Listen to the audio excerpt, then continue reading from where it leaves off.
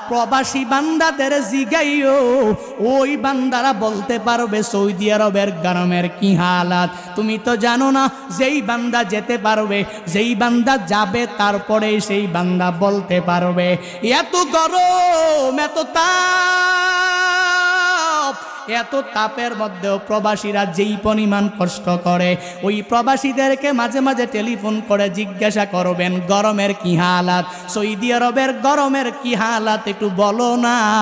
তখন বুঝতে পারবা ওই তাবুকের যুদ্ধের সময়ে কি পরিমাণ গরম, কি পরিমাণ গরম আবহাওয়া। বলে আসমান থেকে অগ্নি বৃষ্টিগুলো মনে হলো নিচের মধ্যে পড়তেছে।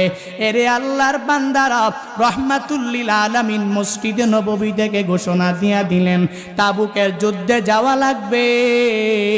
কোন কোন আমার সাহাবায়ে কেরামরা তৈয়ার আছো? অর্থনৈতিক অবস্থা